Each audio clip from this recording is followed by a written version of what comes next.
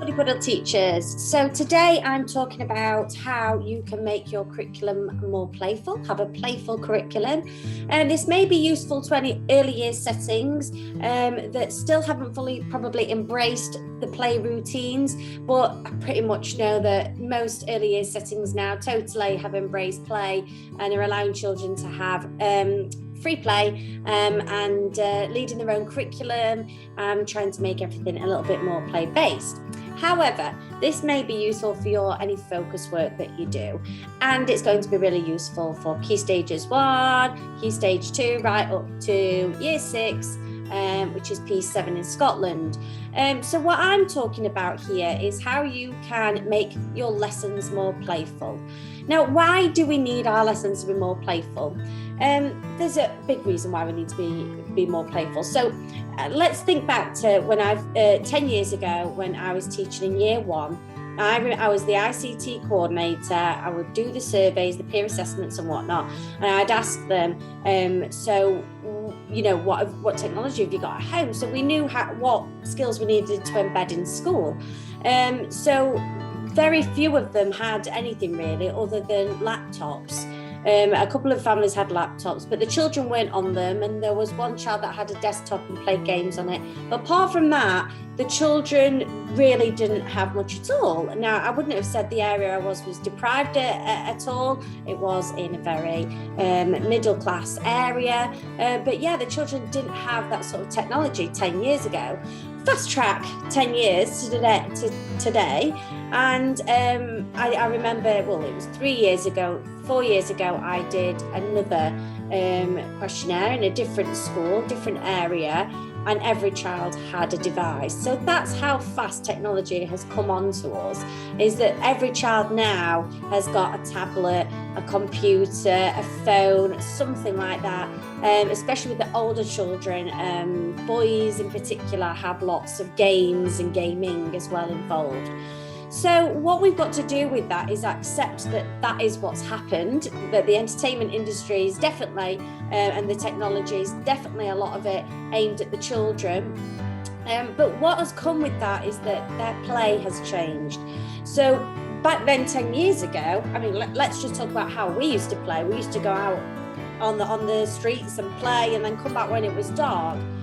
That is not happening anymore, and it's almost considered as unsafe. And I suppose that's the way that society has gone.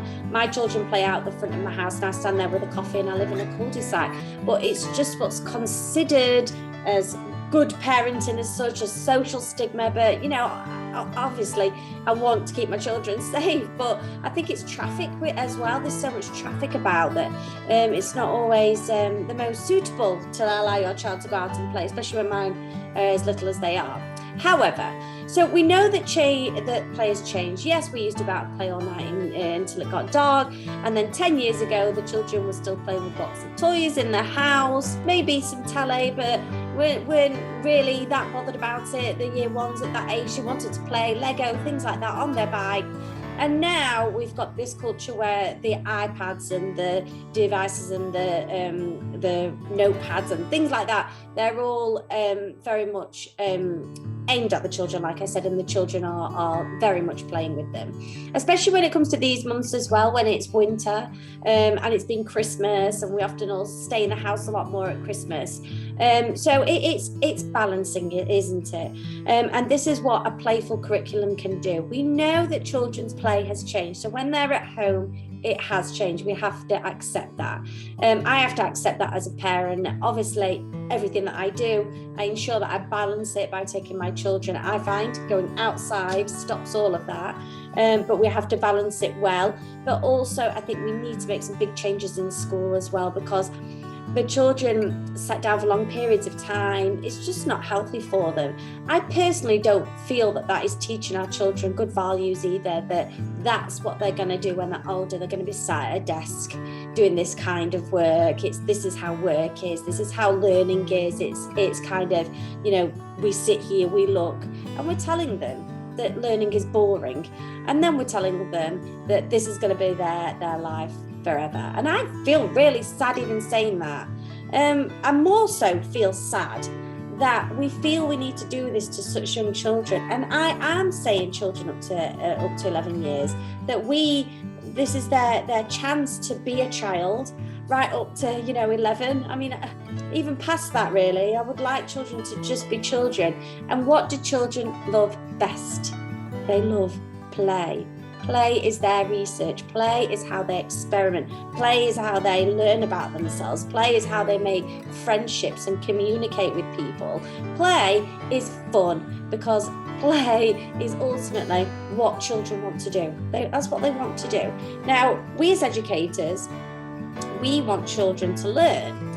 And we know that some children do, and a hell of a lot of children don't ever get to that expectation that we want for them. So we've got this thing here that says children like to play, and that's what they want to do. And then we are over here saying, but you've got to learn. So what do we do? Well, we understand the children, and we start to make our curriculum more playful. So what does that mean? So here we are, we've got an answer here to try and help all children learn. I'm dyslexic. I was low ability all the way through school. And the reason why I didn't learn is because I wanted it to be fun, and I didn't see it as fun. Some subjects I did, like drama and things like that, media studies, which I really got into, technology, I really found fun, but I didn't find other areas fun, and that's why I just disconnected from them.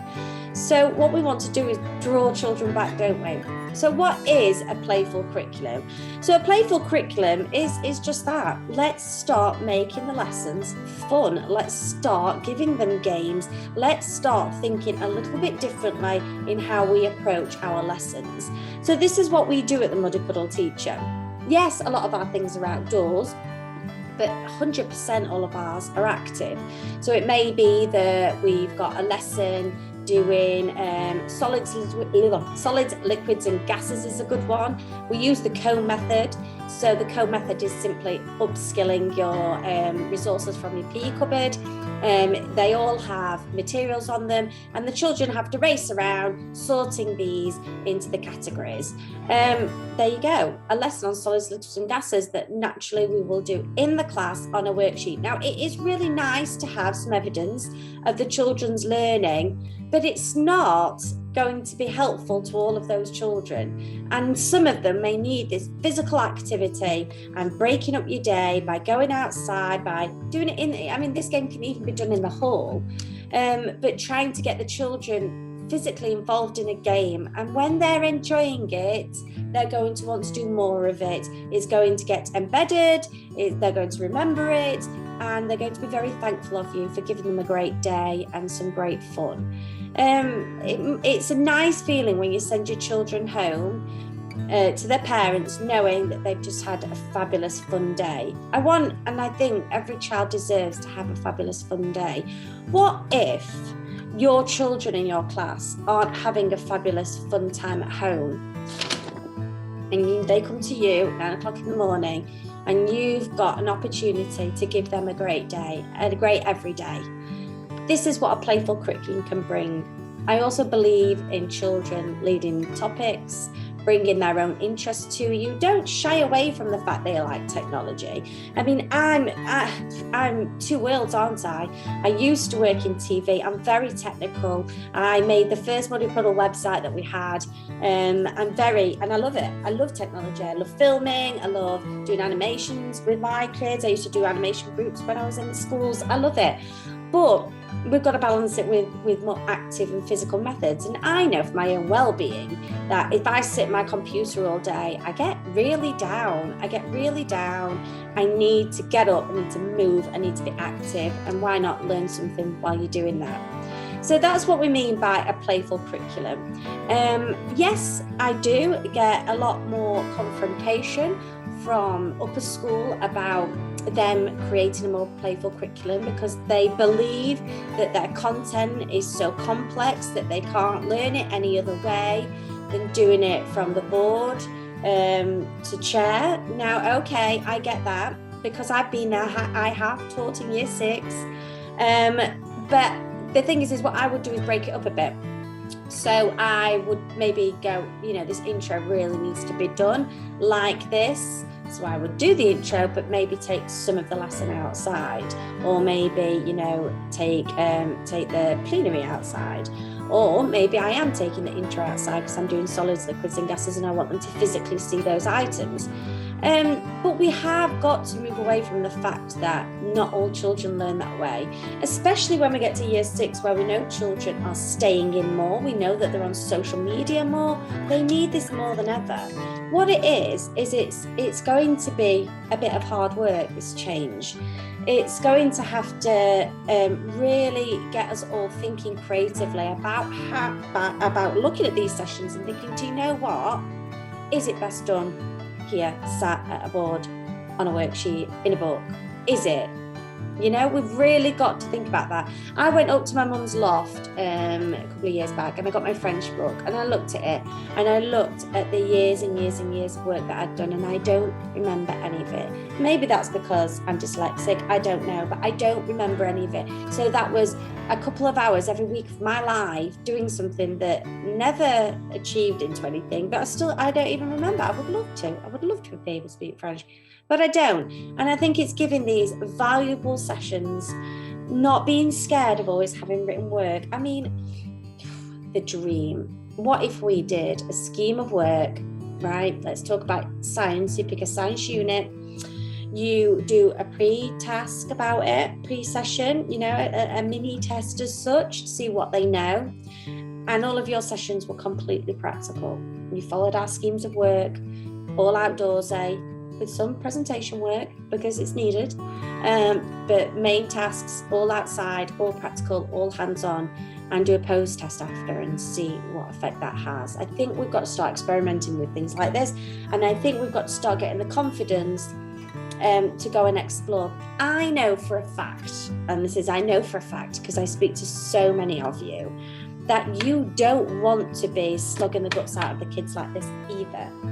I know you don't. And I don't think that this method that we do is to make your life easier either. I don't think that either. I think you want to get out there. I think you want to do this. And I think senior managements need to believe that their curriculum can be more play-based, it can be more playful, it can be more fun, because we want to tell the children that learning is fun, so that when they leave our care, they go on and really focus on what they want to do in the world. So I'm going to leave you with that.